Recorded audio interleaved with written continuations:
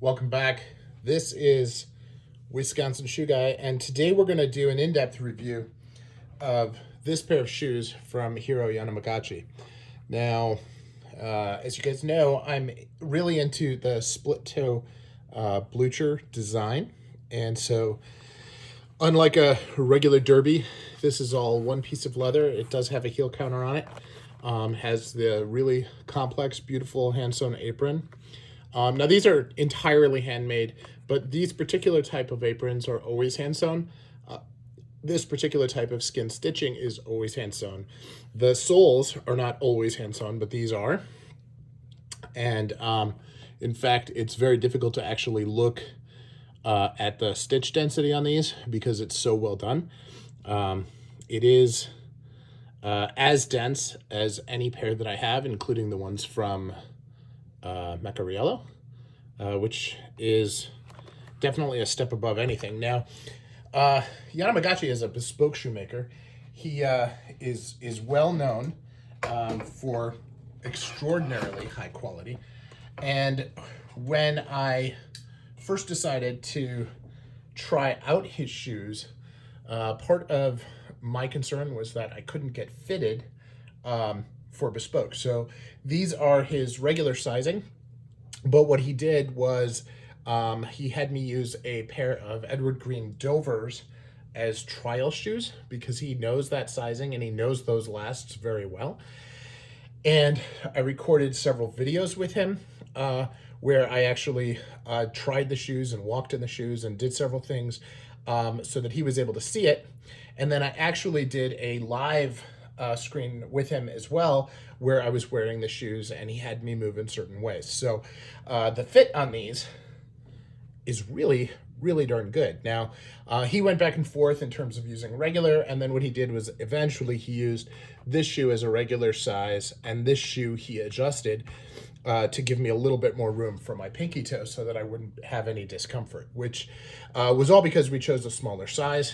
And, you know, honestly, I learned a lot about sizing from my conversations with him. Now, it's not usual when you're working on an order like this to actually have conversations, you know, with the shoemaker. And he does have a staff, so I'm not sure, like a couple of the times people reached out to me with questions and stuff, it was his staff and not him. But he also, you know, the video chats and all of that stuff was with him directly, which is, you know, fantastic. And it's not like I was going to Japan because this was in the middle of the height of COVID. And we were able to do this anyway. And part of it was because I have so many shoes that, you know, I've really gone through sizing and looked at it a number of different ways. And some of it was just because, you know, I think that he and I, you know, developed a relationship and he was able to do it. But this was a, you know, definitely something for him to decide whether he would do a remote fitting, because one of his rules is that you have to be sized even on his ready to wear in person. Which, you know, creates its own challenges, but of course has the benefit for him that you're not going to buy shoes that don't fit. So I chose the pattern that has 3 eyelets. So if you look here, you know, the 1, 2, 3, these are, you can see the way that they're cut, it's actually a little wider at the base. So if you're not exactly even and you have a high instep, it's a little forgiving on that. And they're not really close to the edge of the facing either. So there's a bit of width to the lacing, which has a different look to it, which I like. You know, if you look at, as I looked before at this hand stitching, it's very, very clean. The skin stitch, of course, is very clean. And candidly, everything about this is very clean. Now, he showed me a lot of pictures of the sole creation, and you can see this is all hand beveled. He did, he built up the fiddleback from hand, so I was able to share on the channel all the different pieces as it's developed.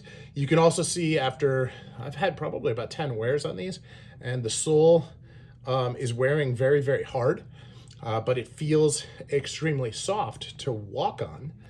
So it, pardon the sniffle there, so it really does give you that balance between the two. So this is a, you know, it's a treat for me to be able to buy shoes like this. This is These are the most expensive pair I've ever gotten, and they after the exchange rate when I bought them, it was a little bit over $3,000, and that's a tremendous amount of money for a pair of shoes, but not a lot for bespoke shoes. Normally, the bespoke shoes that I've seen on the market started around 3,500 after the last charge, and kind of go up from there.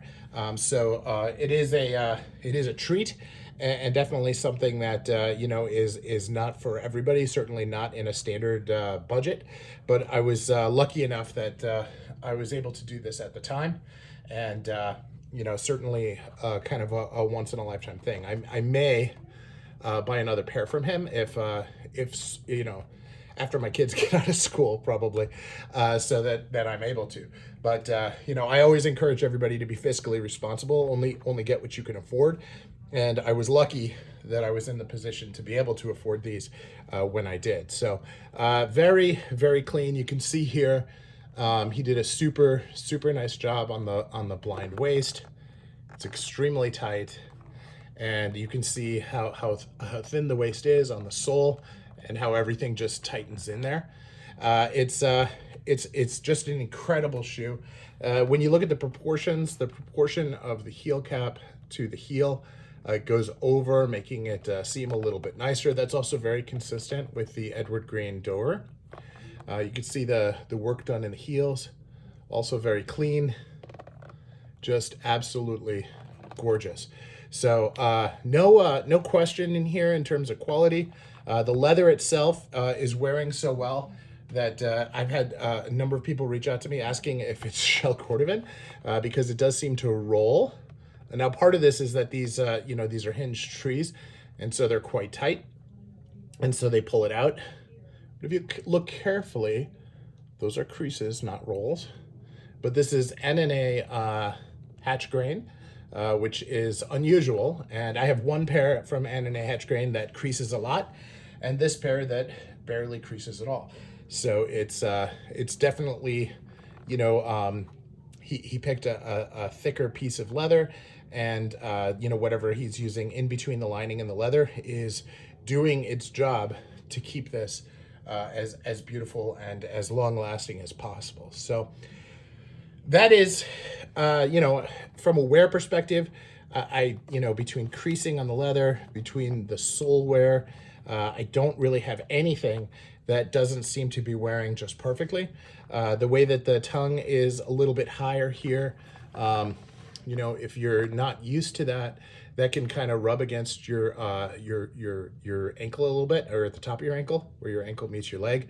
But it seems to be just right. And what I mean by just right is it's all the way, like here, if you have like this, imagine that my hand is it like goes right here, so that when I walk, I can feel it, but it doesn't rub and it doesn't create any friction, but I can feel it, which again takes a little bit of getting used to, but it's extremely soft and seems to work really well.